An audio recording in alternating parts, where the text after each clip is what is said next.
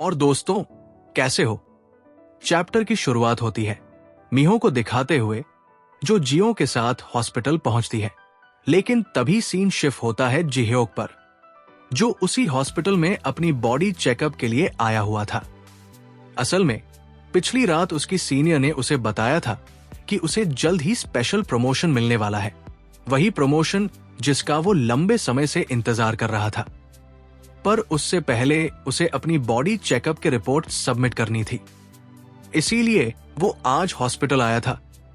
अंदर नर्स उसे कुछ दवाइयां देती है ताकि एंडोस्कोपी नाम के टेस्ट से पहले वो बेहोश हो जाए, जिसमें उसके पूरे शरीर का चेकअप होना था। लेकिन जैसे ही दवाइयां असर करती है और जिह्योक बेहोश हो जाता है, तो नर्स उसका टेस्ट करने के बजाय उसे ऑपरेटिंग रूम में ले जाती है। वहां डॉक्टर्स उसका ऑपरेशन शुरू करते हैं। वे उसके सिर पर हल्का सा कट लगाते हैं और उसके अंदर एक छोटा सा मॉन्स्टर डाल देते हैं, और कुछ ही पलों में जिह्योक भी एक मॉन्स्टर में बदल जाता है।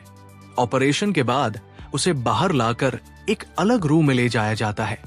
रास्ते में हम देखते हैं कि वहां बहुत सारे लोग हैं जो सभी उसी की तरह मॉन्स्टर में बदल चुके हैं। उन सबकी आंखों को कपड़े से ढका गया होता है। सीन बेहद डरावना लगता है। फिर नर्स जिह्योक को एक रूम में लाती है। थोड़ी देर में जिह्योक होश में आता है और मॉम कहने लगता है। तभी उसके सामने एक वीडियो स्क्रीन जल उठती है जिसमें मिहो दिखाई देती है।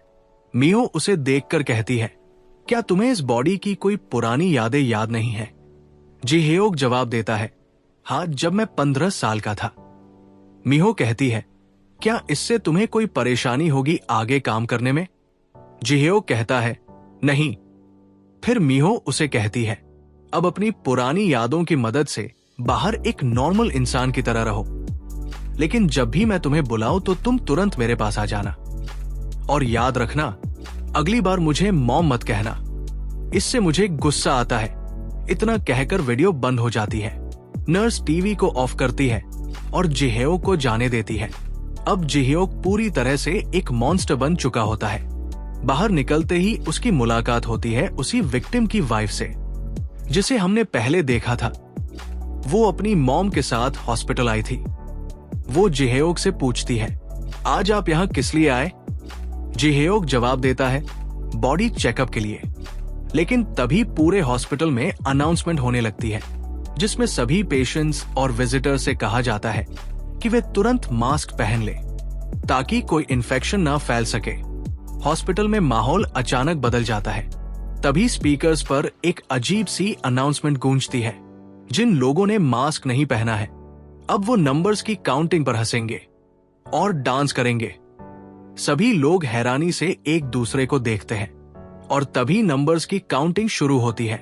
1, 2, 3।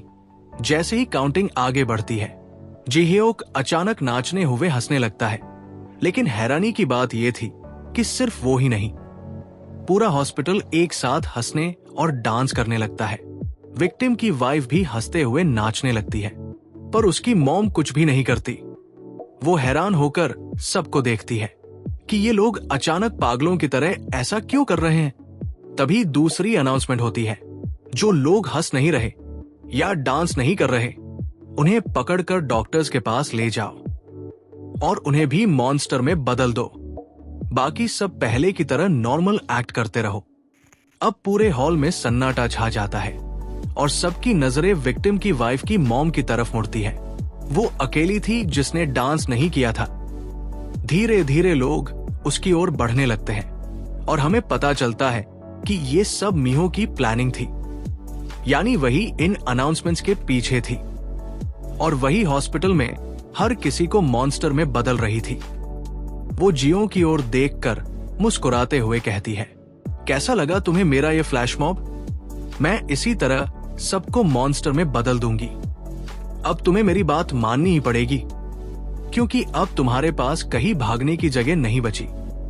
लेकिन जियो ये सब देखकर शॉक में चिल्लाने लगता है। उसकी आंखों के सामने पूरा हॉस्पिटल एक हॉरिफाइंग नाइटमेयर बन चुका था। मिहो उससे कहती है, लगता है तुम अभी भी शॉक में हो। कोई बात नहीं, जल्द ही तुम्हारी पुरानी यादें लौट आएंगी। जियो अंदर ही अंदर डर और उलझन में सोचता है, अब मैं क्या करूं? क्या सच में मुझे इस मॉन्स्टर के साथ पूरी जिंदगी रहना पड़ेगा?